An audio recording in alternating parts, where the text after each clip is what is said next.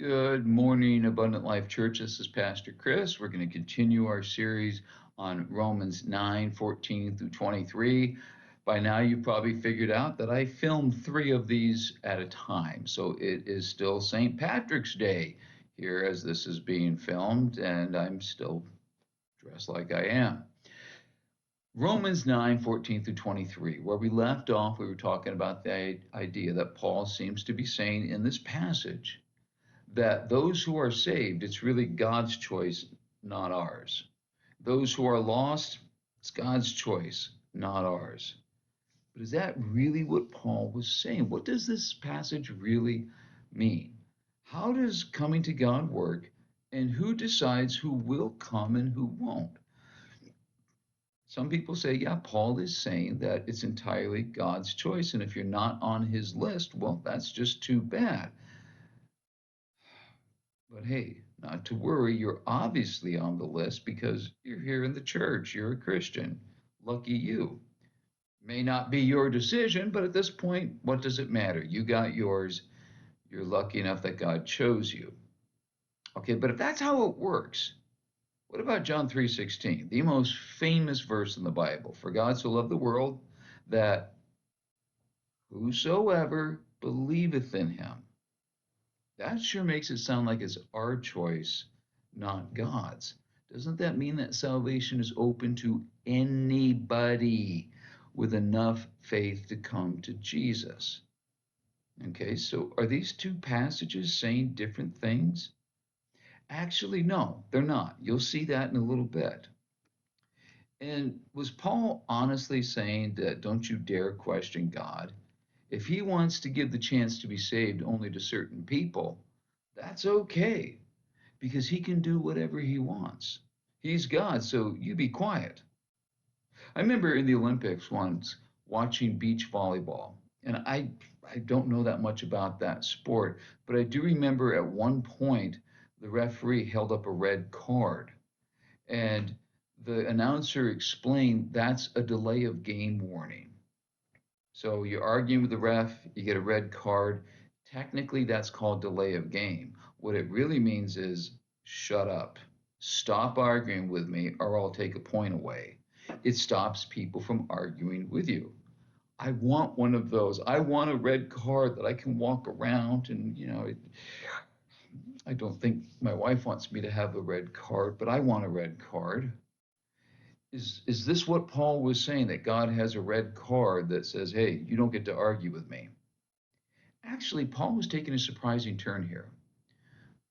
Of course, God doesn't answer to us, but Paul wasn't avoiding explaining to us how grace works.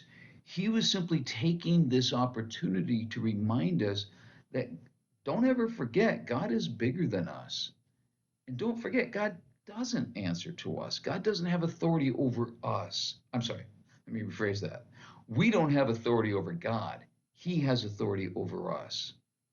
But Paul's going to answer this in a way that will make sense, I promise you.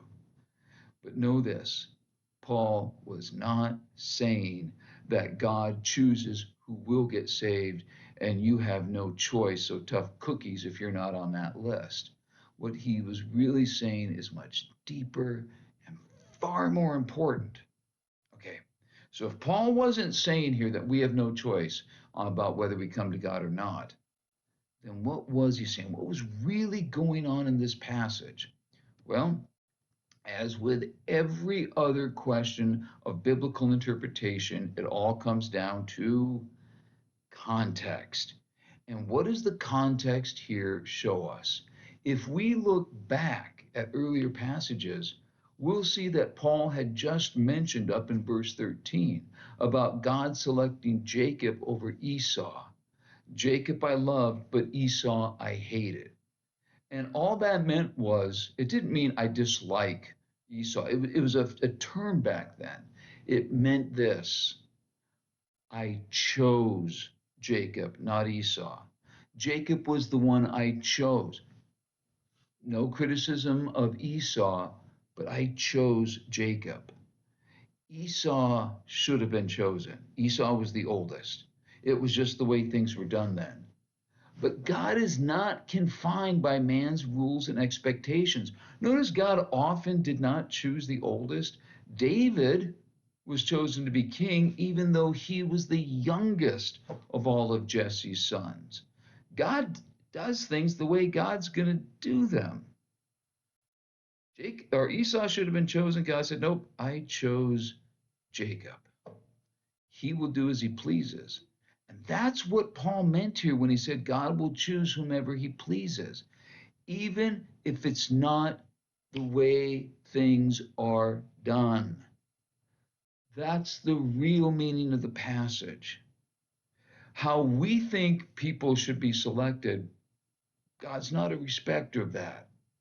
God's going to choose tax collectors, the prostitutes, the lowly in society, the guys who don't do such a great job of keeping all the Sabbath regulations. God's going to choose whomever he wants. Well, that's not the way things are done. Well, guess what? God doesn't care. When we got married, the wedding coordinator, it was not her first wedding, but Debbie's mom had been the wedding coordinator for years. This was the first wedding she was doing when the old wedding coordinator was there. She was very nervous. This was tense for her, and she wanted it done exactly right. Well, one of the things I wanted to do is I wanted to walk my mom down the aisle, and the wedding coordinator said, "You can't." I said, "Why can't I?" She said, "It's just not done." I said, "Oh, okay. When this is all done, will I still be legally married, even though I walked my mom down the aisle?" She said, "Well, yeah, but I'm just not comfortable with it." I don't care. I don't care that you're not comfortable with it. I don't care that it's not how things are done. This is how I want it done. God didn't care how people thought he should operate. God didn't care about, well, Lord, these are the people that you should bring into heaven. These are the ones you shouldn't. We've got the list all made up for you, Lord. If God wants to choose Jacob, he'll choose Jacob. But what was Jacob chosen for? Okay, that wasn't to be saved. God wasn't saying Jacob will be in heaven, but Esau wasn't. God was saying, I'm going to use Jacob to carry out my plan.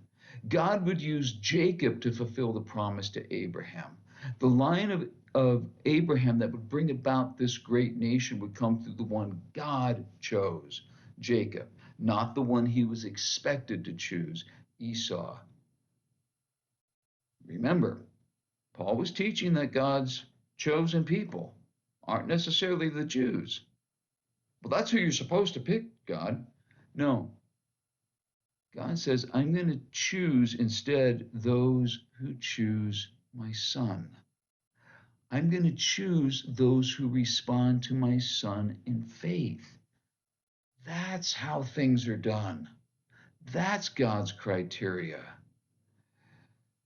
God should have just called the Jews. Well, guess what? God doesn't care what he should do. He will do whatever he wants.